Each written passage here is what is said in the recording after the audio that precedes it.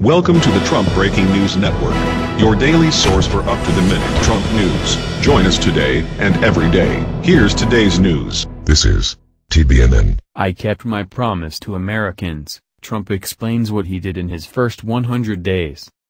By Tyler Durden. In an article just published in the Washington Post, Donald Trump looks back at his first 100 days in office and explains, in his own words, how he kept his promise to Americans. As we showed earlier, it is likely the case that those who originally voted for Trump will agree, while those who voted for Hillary will not. Here is Donald Trump, as posted in the WaPo. In my first 100 days, I kept my promise to Americans. 100 days ago, I took the oath of office and made a pledge: we are not merely going to transfer political power from one party to another, but instead are going to transfer that power from Washington, D.C., and give it back to the people. In the past 100 days, I have kept that promise, and more. Issue by issue, department by department, we are giving the people their country back. After decades of a shrinking middle class, open borders and the mass offshoring of American jobs and wealth, this government is working for the citizens of our country and no one else. The same establishment media that concealed these problems, and profited from them, is obviously not going to tell this story.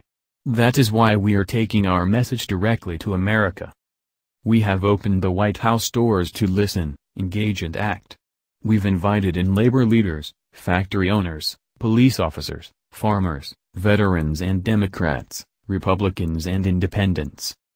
The change began with the termination of the Trans-Pacific Partnership, a 12-nation pact that would have shipped millions more jobs to other countries. But leaving the TPP was only the beginning. We have also launched an investigation into foreign trading abuses and taken steps to protect the production of American steel and aluminum. After years of federal contracts going to foreign bidders, we are ensuring that government agencies enforce Buy American rules and give preference to American companies, and that American companies hire American workers. Crucially, to bring back our jobs, we are going to pursue a complete renegotiation of the North American Free Trade Agreement. We've lost nearly a third of our manufacturing jobs in the 23 years since that terrible deal was approved. At the center of our economic agenda, we've undertaken the most far-reaching effort in history to remove job-killing regulations. I've ordered that for every one new regulation, 2 old regulations must be eliminated. We've signed a record 13 Congressional Review Act resolutions to scrap job-crushing regulations, and I've signed 29 pieces of legislation in total, a mark not surpassed in the first 100 days since Harry S. Truman. Those newly enacted laws include veterans' choice legislation, which became law while at the same time we've increased by 42% the number of veterans approved to see the doctor of their choosing. And we've provided transparency by publishing all wait times at the Veterans Affairs Health System online, backed up by a new Veterans Affairs Office of Accountability. On energy, the change has been profound. We've canceled restrictions on the production of oil, natural gas and clean coal. What we've accomplished on immigration and criminal enforcement is nothing short of historic.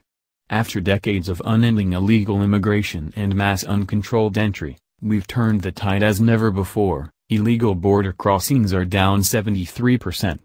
Visa processes are being reformed to substantially improve vetting and screening, and we've launched prototypes and bidding for the border wall to stop the scourge of drugs, human trafficking and illegal immigrants from coming into our country.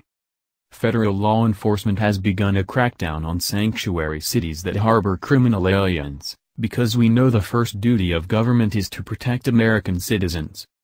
The Departments of Homeland Security, Justice and State, and the Director of National Intelligence, have formed an interagency group for the express purpose of dismantling transnational criminal cartels. The handcuffs have been removed from our prosecutors, and they're targeting the drug dealers and gang members who prey on our citizens, and they're working to eradicate the violent cartel MS-13. The change on defense has been profound as well. The Defense Department has begun to rebuild and restore our military readiness. We've reasserted American leadership by holding the Bashar al-Assad regime in Syria accountable for its monstrous use of banned chemical weapons against helpless, innocent civilians. Our successful missile strike enforced the red line that the previous administration drew but ignored, thus restoring our credibility with our friends and our deterrence with our foes. Finally, NATO countries are starting to pay billions of dollars more since I have made clear that the United States expects all of its allies to pay their fair share. I delivered on one of my biggest promises, appointing and confirming a new justice to the Supreme Court who will be faithful to the U.S. Constitution. This is the first time a new justice has been confirmed in the first 100 days in 136 years. As we've made these changes, on the border, on our economy, on our security, confidence has soared. And a survey of manufacturing reveals record-breaking optimism in the future. Consumer confidence hit a 16-year high.